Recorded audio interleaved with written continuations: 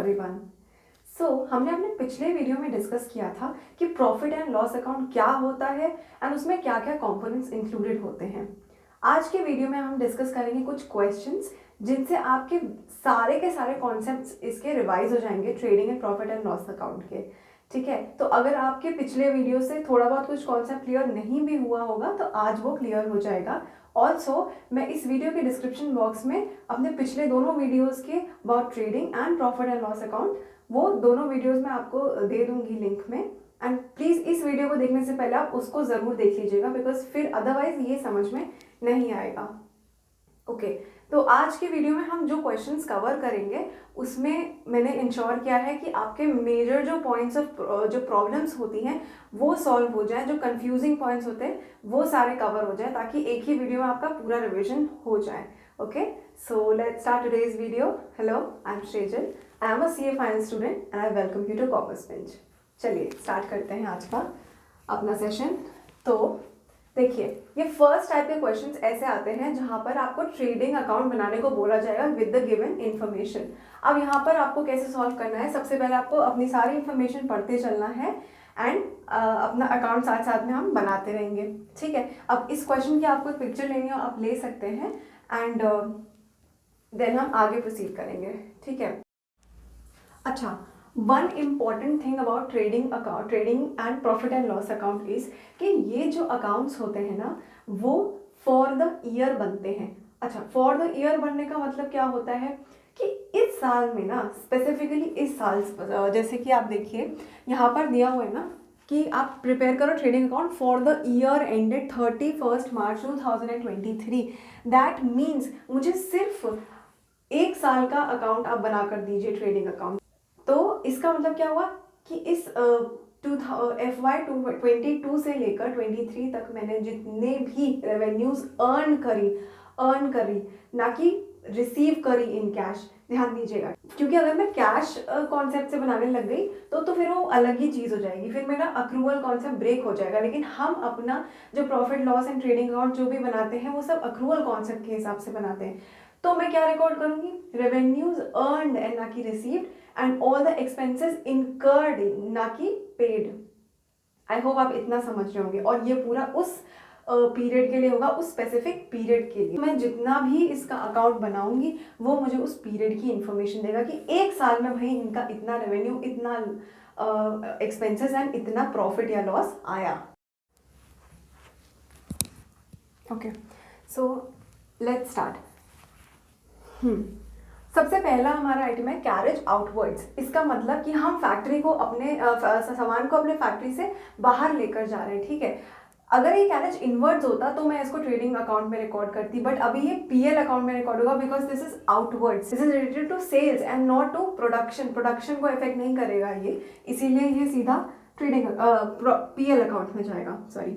सो अभी आता है नेक्स्ट ओपनिंग इन्वेंट्री। अब मोस्टली आपको जो क्वेश्चंस मिलेंगे उसमें आपको देखने को मिलेगा कि जो इन्वेंट्री है वो एक ही लाइन आइटम में आपको दी रहेगी कि ओपनिंग इन्वेंट्री मान लीजिए 80,000 रुपीज़ है। ठीक है, तो आप simply 80,000 rupees on the debit side of trading account लिख देंगे और इसमें भी आपको घबराने की ज़रूरत नहीं है। क्या हुआ है कि जैसे मैंने आपको पेन का एग्जाम्पल दिया था, तो पेन में मेरे पास जो प्लास्टिक मैंने पिछले साल परचेज करी होगी ना उसको मे भी मैं पूरा यूटिलाइज नहीं कर पाई मैन्युफैक्चरिंग में, तो जो बच गई ना उसको ही मैं मानूंगी opening inventory of raw material because plastic was my raw material. Whereas मैंने प्रोडक्शन मान लीजिए काफ़ी सारा कर लिया लेकिन मैं बेच नहीं पाई पूरा का पूरा, पेन जो थे उनको बेच नहीं पाई, तो जो पेन्स बच गए उनको फिनिश गुड्स की इन्वेंट्री मानते हैं। सिमिलरली ये सिर्फ ओपनिंग में ही नहीं होगा, क्लोजिंग में भी हो सकता है। अब रॉ मटेरियल देखिए सेम चीज़, प्लास्टिक इस साल की जो बच गई, इस साल में जो पेन्स बच गए जो मैं नहीं बेच पाई, और वर्क इन प्रोग्रेस मतलब कुछ किसी बीच की स्टेज में ये आइटम्स हैं। मतलब मैंने स्टार्ट तो कर दिया था प्रोडक्शन बट अभी भी वो पूरी तरीके से पेन नहीं बन पाया, मे बी उसमें रीफिल करना है, ये सब कुछ बाकी है, तो it comes in under work in progress. ठीक है, इसमें कुछ भी नहीं करना, सिंपली जैसा आपको आता है कि आपका ट्रेडिंग अकाउंट किया, आप लोग सीधा सीधा लेफ्ट साइड में इसको रिकॉर्ड कर लेंगे टू ओपनिंग स्टॉक या ओपनिंग इन्वेंट्री, ऐसे लिखेंगे raw material and finish goods. मैं शॉर्ट फॉर्म्स यूज़ कर रही हूँ यहाँ पर आपको बट समझ में आ जाएगा। 80,000 एंड 1,40,000।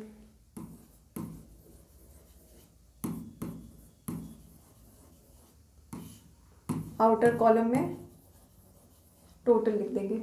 अब नेक्स्ट चीज लिखते हैं, कैरेज आउटवर्ड्स मैंने बता दिया यहाँ पर नहीं आएगा। नेक्स्ट आता है परचेजेस। अब देखिए परचेजेस में यहाँ पर कैश परचेजेस है, क्रेडिट परचेजेस है और रिटर्न आउटवर्ड भी दिया हुआ है यहाँ पर। तो सबसे पहले तो मैं सारे परचेजेस को ऐड कर लूँगी, उसके बाद उसमें से माइनस करूंगी रिटर्न आउटवर्ड, मतलब कि मैंने खरीदा था सामान बट मुझे मे बी वो डिफेक्टिव मिला तो मैंने उसे रिटर्न कर दिया जहां से लिया था उसको।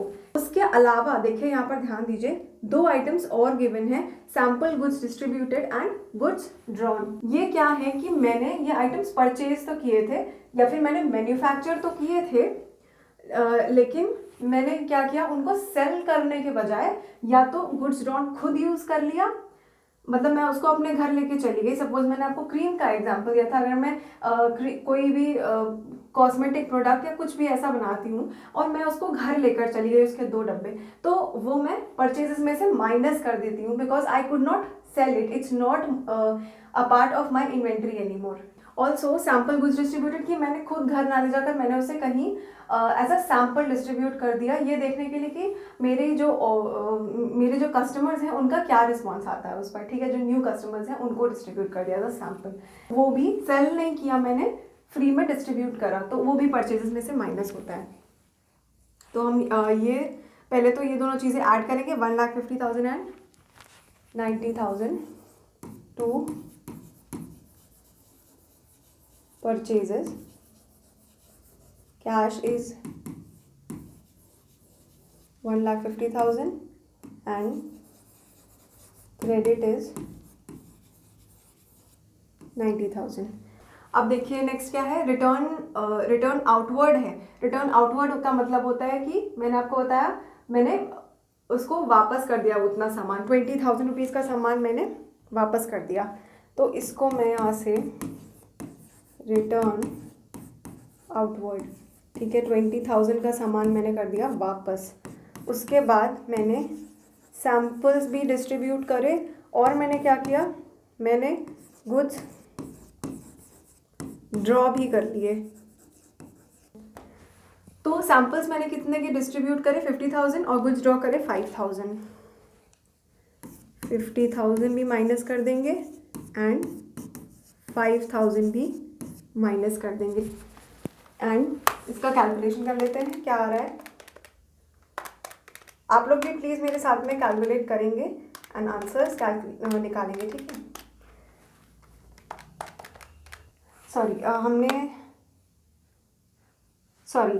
हमने आई थिंक यहाँ पर एक ज़ीरो कम ले लिया है, ये 9 लाख था, ठीक है, इट इज़ नॉट 90,000। आप कैलकुलेट करते हैं,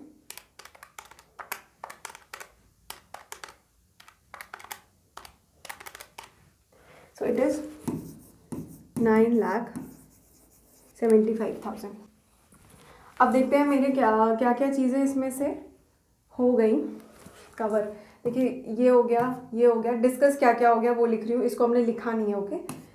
ये हो गया, रिटर्न आउटवर्ड भी हो गया, सैम्पल गुड्स हो गए, गुड्स ड्रॉन हो गया। अब बात करते हैं सैलरी की। क्या देखिए बताइए, अब ये सैलरी है, प्लीज़ ध्यान दीजिएगा, दिस इज नॉट वेजेस। अगर ये वेजेस होता तब ये ट्रेडिंग अकाउंट में आता, लेकिन ये सैलरी है, यानी एडमिनिस्ट्रेटिव स्टाफ को मैं जो सैलरी देती हूँ ये वो है, इससे प्रोडक्शन का कोई लेना देना नहीं है, इसीलिए ये ट्रेडिंग अकाउंट में नहीं आता। इनडायरेक्ट एक्सपेंसेस साफ साफ लिखा हुआ है कि सारे डायरेक्ट एक्सपेंसेस ही ट्रेडिंग अकाउंट में आते हैं, ये नहीं आएगा। एक्सपेंसेस ऑन सेल्स, ठीक है, सेल्स से रिलेटेड एक्सपेंसेस यहाँ पर नहीं आएंगे, पीएल में जो आएंगे। ऑफिस रेंट, मतलब ये ऑफिस रेंट यानी जहां मेरा एडमिनिस्ट्रेटिव स्टाफ बैठता है उसका रेंट है ये।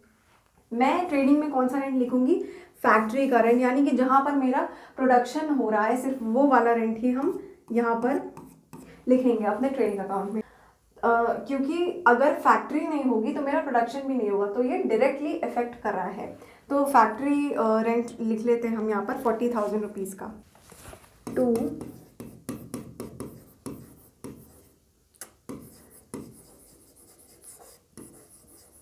Factory rent 40,000। फैक्ट्री रेंट भी हो गया। डेप्रीसिएशन, डेप्रीसिएशन भी प्रॉफिट एंड लॉस अकाउंट में आता है बिकॉज वो इनडायरेक्ट एक्सपेंस होता है, ठीक है, इससे प्रोडक्शन का लेना देना नहीं है। ओके, अब हम लोग ये है हमारी क्लोजिंग इन्वेंट्री जो कि क्रेडिट साइड पे आएगी। क्रेडिट आइटम्स आप डिस्कस कर लेते हैं क्योंकि डेबिट साइड पे सारी चीज़ें हो गई। क्रेडिट साइड में आएंगे तो दिखेगा यहाँ पर सेल्स है 16 लाख का और रिटर्न इनवर्ड यानी कि जिन लोगों ने मुझसे सामान खरीदा था उसमें से 30,000 का सामान मेरे पास वापस आ जाता है। तो यहाँ पर लिखेंगे बाय सेल्स 16 लाख माइनस कर देंगे रिटर्न इनवर्ड्स 30,000, 15 लाख 70,000। ओके, और अब क्या लिखेंगे, क्लोजिंग इन्वेंट्री, ठीक है, उसमें हमारे पास है raw material, WIP and finish goods, वो सारा का सारा यहाँ पर हम लिखेंगे। अब क्या है, 70,000, 20,000, 1 लाख 10,000, 70,000, 20,000 एंड 1 लाख 10,000, ठीक है। चलिए इसको ऐड कर लेंगे। ये आ गया 2 लाख रुपीज़, ठीक है। चलिए टोटल करते हैं। मोस्ट प्रोबेबली इसमें प्रॉफिट ही आएगा। ये आया 17 लाख 70,000, 17 लाख 70,000। कैलकुलेट कर लेते हैं कितना प्रॉफिट है।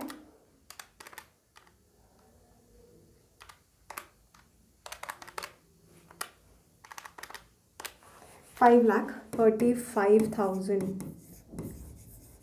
क्या है ये, gross profit. Carried down, carried down मतलब अब जब भी हम इसकी प्रॉफिट एंड लॉस अकाउंट बनाएंगे तो उसमें हम इसको ब्रॉट डाउन करेंगे इस साइड में, क्रेडिट साइड में। तो आई होप आप एक बार देख लीजिए इसका सोल्यूशन, चाहे तो आप पिक्चर ले सकते हैं इसकी, ठीक है। चलिए अब अपने नेक्स्ट क्वेश्चन पर हम आ जाएंगे।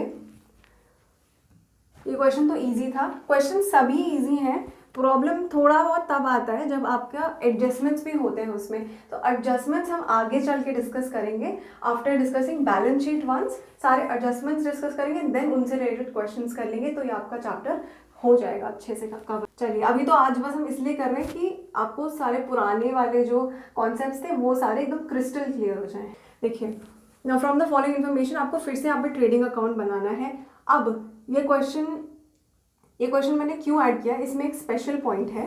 देखिए क्या स्पेशल पॉइंट है, अभी हम देखते हैं। सबसे पहले हम बनाना स्टार्ट करते हैं इसको, बहुत ही ईजी क्वेश्चन है। देखिए सबसे पहले यहाँ पर आएगा 2 opening stock is 80,000, purchases is 4 lakh.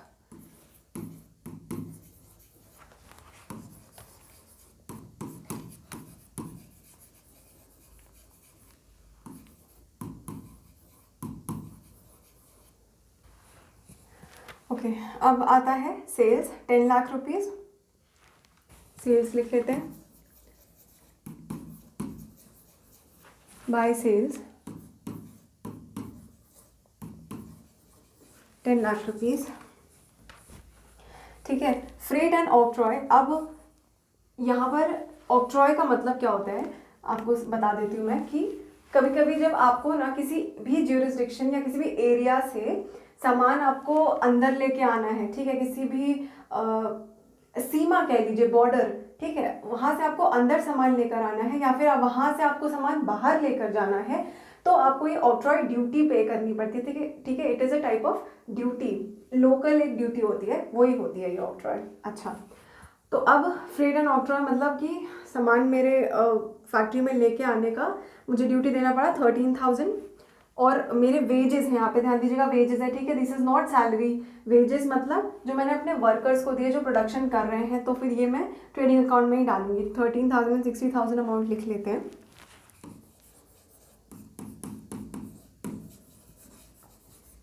To freight and octroi duty थी 13,000 एंड वेजेस क्या थी, वेजेस वो 60,000, ठीक है। फिर आता है 60,000 लिख ही लेते हैं यहाँ पे, ओके। अब आता है कोल, गैस एंड वाटर। ये भी मेरी प्रोडक्शन में ही यूज़ होता होगा, इसीलिए इसको भी ज़रूरी है कि मैं ट्रेडिंग अकाउंट में लिख दूँ। It's affecting my production. Also carriage inwards भी, यानी कि जो मेरा रॉ मटेरियल है उसको मेरे फैक्ट्री तक लाने का खर्चा, that is 20,000 rupees will go in to profit and loss account. 4,400 and 20,000,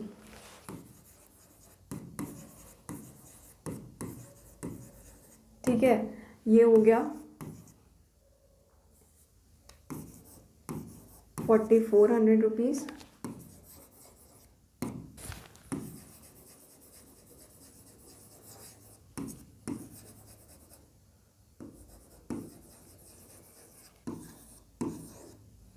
₹20,000। अब देखिए, अब यहाँ पर जो सबसे इम्पॉर्टेंट पॉइंट है इस क्वेश्चन में, कभी कभी आपको क्लोजिंग स्टॉक जो है वो इस तरीके से दिया रहता है। ये नेट रियलाइजेबल वैल्यू क्या होता है, सपोज एक एग्जांपल से समझते हैं हम कि I am a pen manufacturer and मुझे एक स्पेशल ऑर्डर आता है कहीं से, ठीक है, कि आपको 100 पेन्स बनाने हैं और उसमें XYZ टाइप की कुछ स्पेसिफिक इंक फिल करनी है, सिर्फ यही इंक हमको चाहिए। तो मैं जनरली ना उस इंक में डील नहीं करती हूँ, मैं उस इंक को नहीं भरती अपने पेन्स में, कोई जो जनरल पेन्स में बनाती हूँ। बट ये स्पेशल ऑर्डर आया है तो मैंने वो इंक मंगवा ली, ठीक है। अब वो इंक मेरे क्लोजिंग स्टॉक में पड़ी हुई है इस साल, क्योंकि साल का एंड आ चुका है 31 मार्च और अब मुझे अपनी बुक्स को क्लोज करना है, तो सारे पेन्स अभी बने नहीं हैं, तो वो जो इंक है ना वो रखी हुई है अभी मेरे क्लोजिंग स्टॉक में। अब बताइए, अब हुआ ये कि जो ऑर्डर मुझे मिला था ना वो अचानक वो लोग कैंसिल कर देते हैं, मान लीजिए 31 मार्च को इस डेट पर आकर कैंसिल कर देते हैं। तो अब मेरे पास उस इंक का कोई भी काम नहीं है, बिकॉज वो इंक मैंने स्पेसिफिकली इन्हीं पेन्स के लिए मंगवाई थी। मैं क्या कोशिश करूंगी अब कि मैं इनको आगे सेल ऑफ कर दूं और एटलीस्ट मुझे मेरी जो मैंने कॉस्ट लगाई थी मुझे वो मिल जाए। अच्छा, तो अभी आप ना ये 1,20,000 को मत देखिएगा, अभी आप यही समझिए कि वो जो मेरे पास क्लोजिंग स्टॉक बचा है वो 1,30,000 रुपीज़ का है, ठीक है। अब क्या हुआ कि मैं उस इंक को बेचने के लिए जब मार्केट में गई, सपोज मैं दिल्ली में रहती हूँ एंड मुझे दिल्ली में उसका कोई खरीदार मिल ही नहीं रहा, मैं गई मैंने मध्य प्रदेश वगैरह कॉल किया एंड उनसे पूछा तो वो ये इंक लेने को तैयार हो गए। पर उन्होंने क्या बोला कि मैडम हम आपको ये जो इंक है ना इसका हम आपको 1,25,000 रुपीज़ ही दे पाएंगे, उससे ज़्यादा नहीं दे पाएंगे, ये बोल दिया उन्होंने। अब उसके बाद क्या हुआ, मैंने कहा ठीक है, बस मतलब ये बेच के मुझे ख़त्म करना है, इसका मेरे पास कोई काम नहीं है। फिर क्या हुआ, और उन्होंने बोला कि आपको ही इसके ट्रांसपोर्टेशन के चार्जेस भी बेयर करने पड़ेंगे मध्य प्रदेश तक के।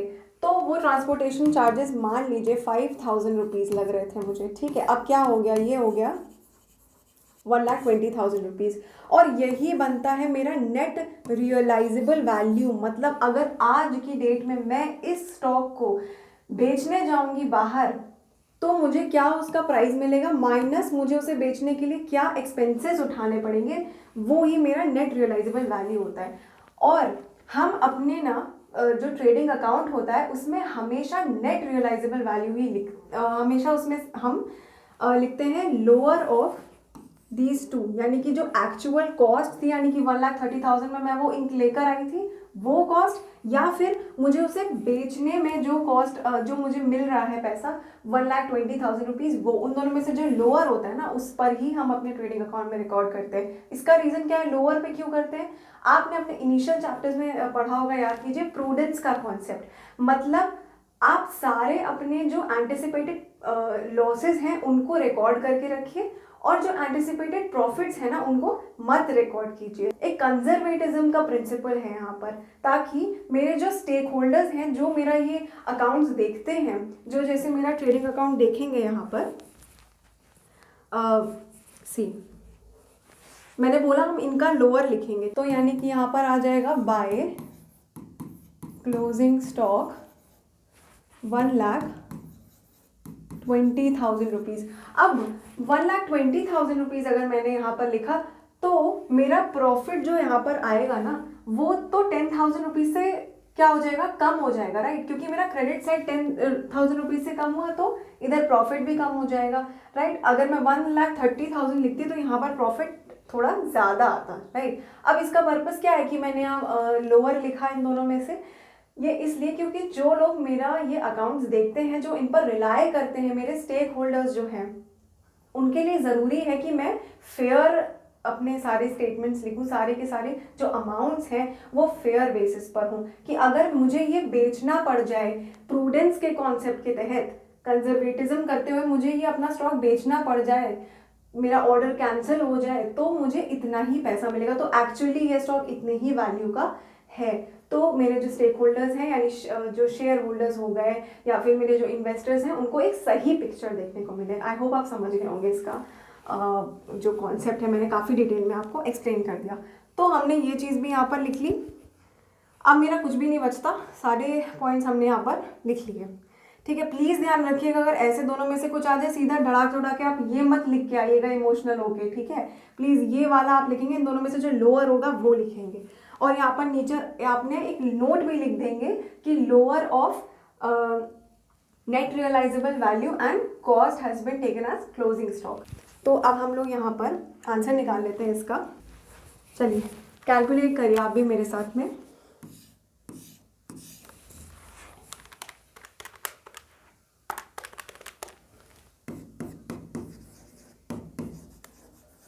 $11,20,000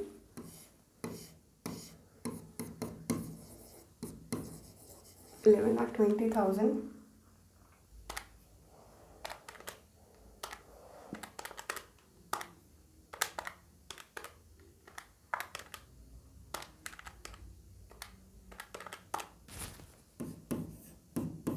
सॉरी स्पेस थोड़ी यहाँ पर कम छूट गई मुझसे, बट ये आ गया आपका gross profit carry down 5,42,600 rupees. आप एक बार इस सोल्यूशन को देख सकते हैं, यहाँ पर बस एक यही मेन पॉइंट था डिस्कशन का। अब हम अपने नेक्स्ट क्वेश्चन पर आ जाते हैं, क्वेश्चन नंबर 3 पर।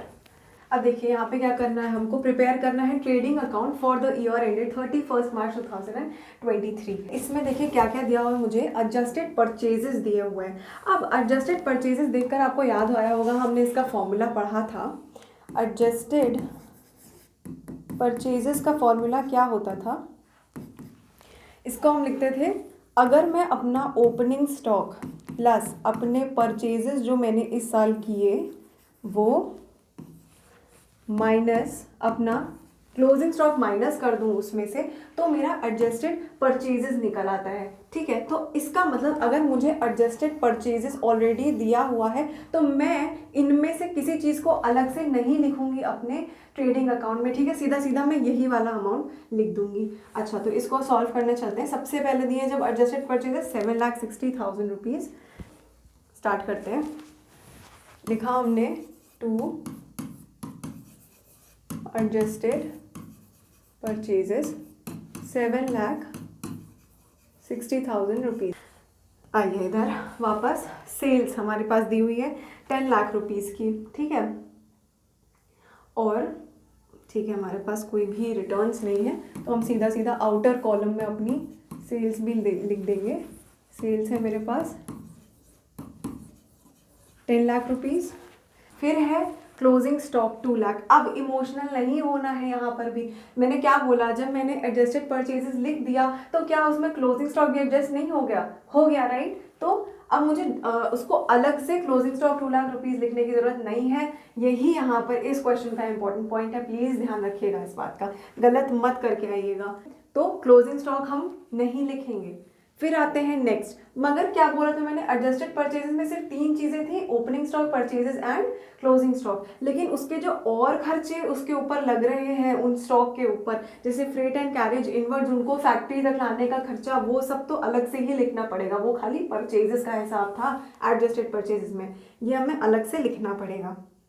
तो फ्रेट एंड कैरेज इनवर्ड्स 40,000 हम लिख देंगे to freight and carriage inwards 40,000 rupees का लिख देंगे, ठीक है। ओके, अब आते हैं फिर नेक्स्ट, वेजेस है 1 लाख रुपीज़ की, वो भी लिखनी पड़ेगी। और फिर क्या है, फ्रेट एंड कैरेज आउटवर्ड्स, यहाँ पर आउटवर्ड्स है, ये कहाँ जाएगा, प्रॉफिट लॉस में, ठीक है। यहाँ पर सिर्फ हम वेजेस लिखेंगे 1 लाख रुपीज़ की और हमारा क्वेश्चन कंप्लीट। तो बस ध्यान देने लायक यहाँ पर यही पॉइंट था कि अगर आपको अलग से इनमें से कोई आइटम दिया हुआ हो, ओपनिंग स्टॉक, परचेजेस या फिर क्लोजिंग स्टॉक में से, प्लीज़ उसको मत कुछ भी ट्रीटमेंट कीजिएगा उसका, ठीक है। सिर्फ एडजस्टेड परचेजेस हम लिखा रहने देंगे, ठीक। 10 लाख माइनस 7,60,000 40,000, सिंपल हमारा आ गया ग्रॉस प्रॉफिट कैरी डाउन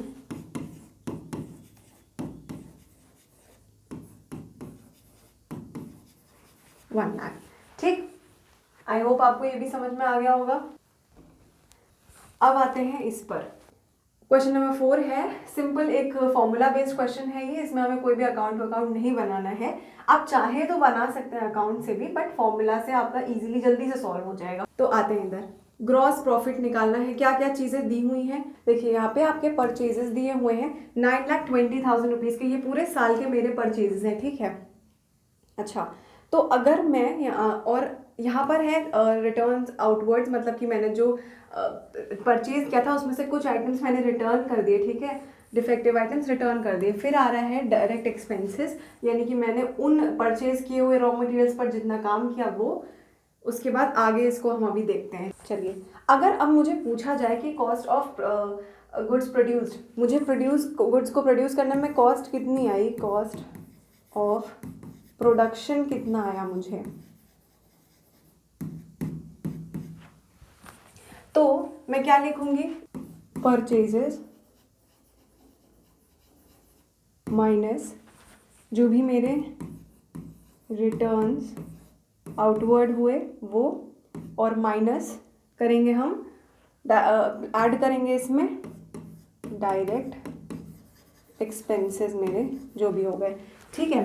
ये दे देगा मेरा कॉस्ट ऑफ प्रोडक्शन कितना हुआ। तो टोटल कितना आएगा, आप लोग ऐड कर लीजिए अपने पास, 9,20,000 में से माइनस करिए 50,000 और ऐड कर दीजिए 60,000, विच इज़ अब आपका हो गया 9,30,000 रुपीज़।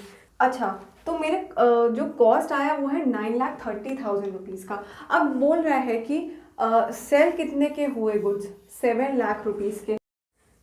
तो अब इमोशनल नहीं हो जाना है यहाँ पर कि भाई 7 लाख रुपीज़ ये तो मेरे पास आया और मेरा खर्चा तो 9,30,000 का हो गया, तो मुझे तो लॉस हो गया, ये नहीं सोचना है। यहाँ पर ये लाइन को इग्नोर मत करिएगा कभी भी कि 2/3 of the goods are sold, हम सेल ही नहीं कर पाए सारे के सारे गुड्स। ये मेरे, अगर मैंने 100 आइटम्स प्रोड्यूस किए होंगे तो ये मेरे पूरे 100 आइटम्स की कॉस्ट है, जबकि मैं सेल कितना कर पाई, खाली 2/3 ही सेल कर पाई। तो मुझे इस 7 लाख को कंपेयर भी 2/3 कॉस्ट से ही करना चाहिए, इसीलिए अभी हम इसका 2/3 कर लेते हैं, जो आ जाएगा कॉस्ट ऑफ गुड्स सोल्ड। इस cost of goods sold word की बहुत इंपॉर्टेंस मैंने आपको समझाई थी अपने पिछले वीडियोस में, ठीक है। अगर नहीं देखा है तो देख लीजिएगा उसको, ठीक है। ये हो गई 6,20,000, तो अब कुछ आराम मिला, ठीक है। ये आ रहा है 6,20,000 और सेल्स है 7 लाख रुपीज़। तो अब मैं इजीली ग्रॉस प्रॉफिट निकाल सकती हूँ, सेल्स माइनस COGS, ये सेल्स आया 7 lakh rupees minus 6,20,000 rupees and gross profit आपका आ जाता है 80,000 रुपीज़ का, ठीक है। ये आपका आंसर आ गया।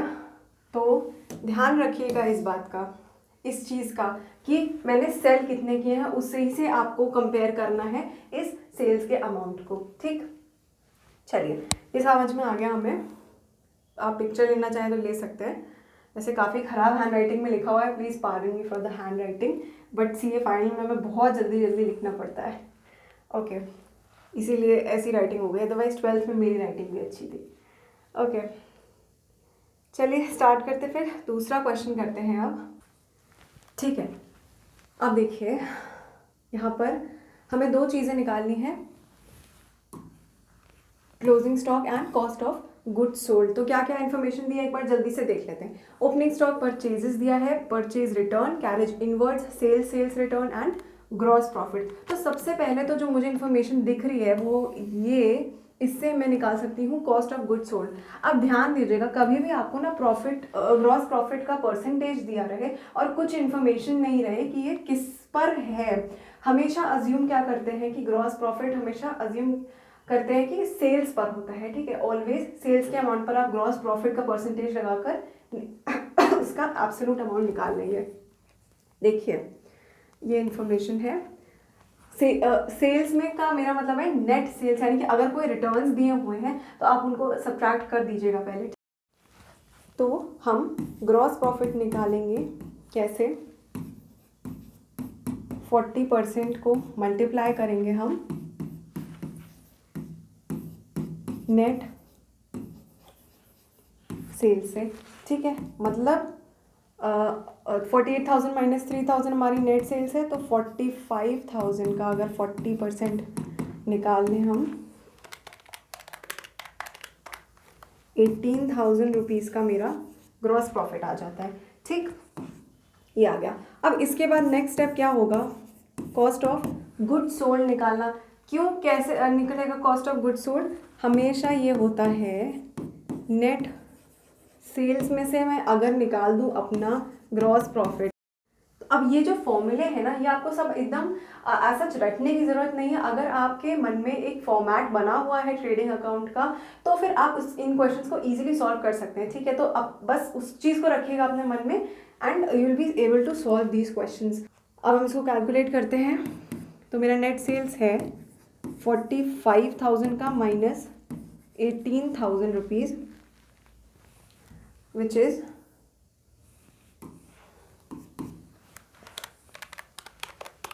27,000 रुपीज़। अच्छा, तो मेरे क्वेश्चन का एक पार्ट तो जो है वो सॉल्व हो जाता है, 27,000 रुपीज़ मेरा कॉस्ट ऑफ गुड्स सोल्ड आ जाता है। ठीक, अब जब मेरे पास COGS है, ठीक है, तो COGS equals to what, opening stock plus basically I will say net purchases and not just purchases. ठीक है, net purchases plus any direct expense minus closing stock. ठीक है, यही फॉर्मूला होता है, राइट। अच्छा, तो फिर अब हम इसको सॉल्व करते हैं। COGS मैंने अभी निकाला था, अगर आप पीछे जाकर पिक्चर क्लिक कर सकते हैं क्वेश्चन की, मैं इसको अभी आगे सॉल्व कर रही हूँ। ठीक है, मुझे यहाँ से दिख रहा है। So opening stock is 15,000, net purchases was 30,000 minus 2,700, that is purchases minus purchases return. तो 30,000 माइनस 2,700 इज 27,300। डायरेक्ट एक्सपेंसेस अगर हम देख लेते हैं कोई है तो, कोई डायरेक्ट एक्सपेंसेस कैरेज इनवर्ड्स दिया हुआ है 3,000 रुपीज़ का। एंड बस, अब इसके अलावा कोई ऐसा आइटम नहीं है जो हम यहाँ ऐड करेंगे, तो इसमें से सिंपली हम क्लोजिंग स्टॉक माइनस कर देते तो ये आ जाता। ठीक है, इसको सॉल्व करेंगे, इक्वेशन को आप भी सॉल्व करिए अपने पास।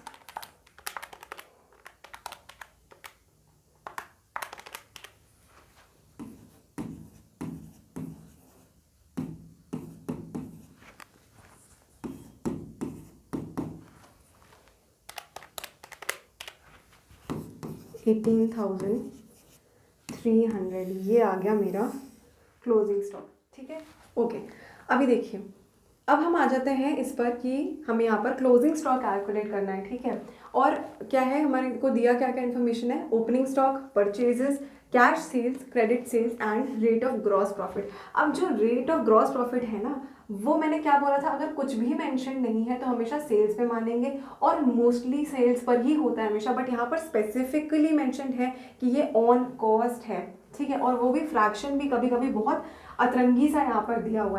तो वैसे चांसेस कम है कि इस तरीके का फ्रैक्शन आपको मिलेगा, बिकॉज कैलकुलेटर से इजी रहता है, बट ऐसे मेंटल मैथ से बहुत टफ हो जाता है, थोड़ा सा टाइम टेकिंग रहता है, तो चांसेस कम है। लेकिन किस्मत बहुत ख़राब रही तो आ भी सकता है। तो हम इसको एक बार सॉल्व करने का तरीका देख लेते हैं कि कैसे निकालेंगे इसको, कि अगर ग्रॉस प्रॉफिट एंड कॉस्ट दिया हुआ है एंड ऐसा परसेंटेज दिया है, ठीक है। मैं एक बार दिखा दूंगी आपको सॉल्व करके।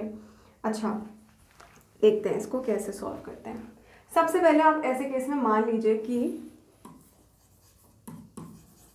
लेट कॉस्ट बी 100, ठीक है। 100 रुपीज़ की कॉस्ट मान ली अगर मैंने, तो हमने क्या पढ़ा है कि कॉस्ट, यानी कि मैं COGS लिख देती हूँ ताकि कोई भी कंफ्यूजन ना रहे।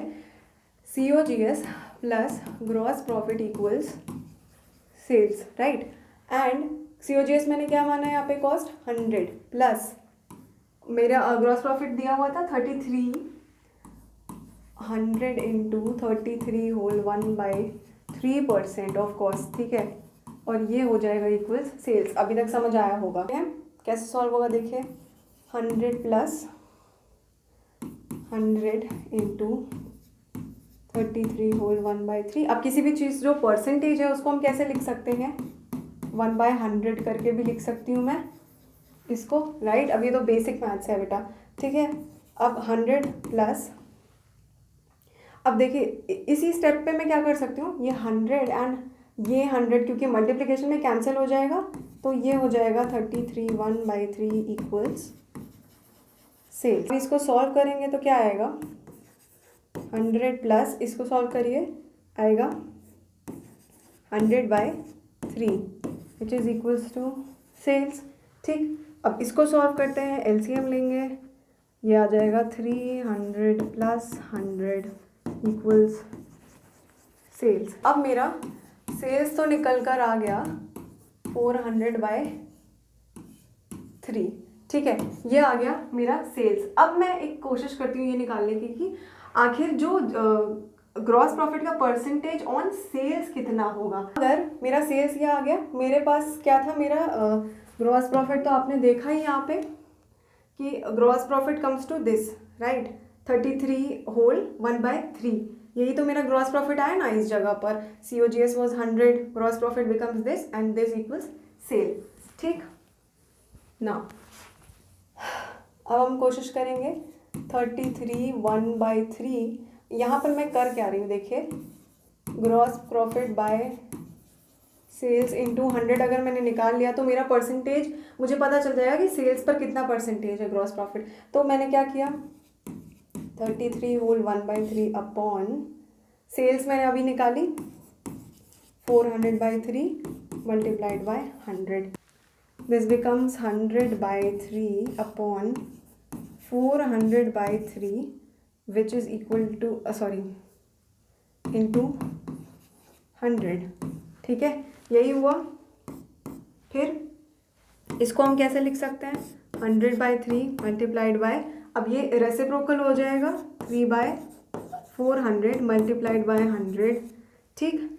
तो अभी ये 3 और 3 कैंसिल हो गया एंड ये कैंसिल हो गया, 425। तो ये आ गया मेरा कि मेरा जो ग्रॉस प्रॉफिट है ना, that is 25% of my sales. समझ में आया, ओके। तो अब हमारे पास जब ये आ गया कि ये तो मेरे पास ग्रॉस प्रॉफिट ऑन कॉस्ट था, लेकिन ग्रॉस प्रॉफिट ऑन सेल्स मैंने खुद से कैलकुलेट कर लिया 25%। ऐसे करके आप कैलकुलेट कर सकते हैं अगर आपके एग्जाम में ऐसा क्वेश्चन आ जाता है बाय चांस तो, ठीक। अच्छा, अब जब ग्रॉस प्रॉफिट ऑन सेल्स आ गया तब तो सारी चीज़ें मेरे लिए इजी हो गई, ठीक, क्योंकि मेरे पास सेल्स तो दी हुई है कैश प्लस क्रेडिट मैं कर दूंगी, है ना। तो 60,000 प्लस 40,000 आ जाएगा 1,00,000 रुपीज़। और अब मुझे ग्रॉस प्रॉफिट भी पता है कि 25% ऑफ 1,00,000 हो जाएगा, विच बिकम्स 25,000 रुपीज़। ठीक, अच्छा अब ये भी आ गया, मुझे निकालना क्या है। अब ये 25,000 आ गया तो मैं COGS भी कैलकुलेट कर सकती हूँ। कैसे? Sales minus gross profit. ठीक है, यानी कि 1,00,000 माइनस 25,000 बिकम्स 75,000। अब मुझे अल्टीमेटली क्या निकालना है? Closing stock. तो COGS क्या होता है? Opening stock plus purchases minus closing stock. बस इसी फॉर्मूले में आपको पुट कर देना है, कोई और एक्सपेंसेस भी नहीं है हमारे पास। तो this is 75,000 equals 20,000 plus 70,000 minus closing stock. तो इसको सॉल्व कर लेते हैं, विच इज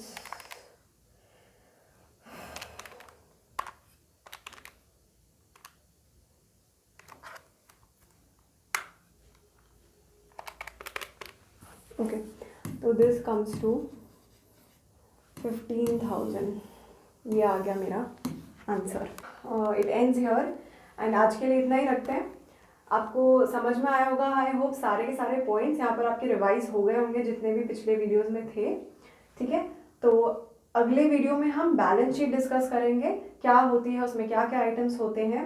एंड उसके बाद हम कहीं जाकर विद एडजस्टमेंट्स वाली चीज़ें सीखेंगे एंड देन उनके क्वेश्चंस भी करेंगे जैसे आज हमने करे। ठीक है, so thank you for listening and इनको प्लीज़ जाके आप एक बार रिवाइज करिएगा सारे क्वेश्चंस को। You will get a hang of it very nicely. Okay, ठीक है। So bye everyone and please like share and subscribe my channel. Thank you.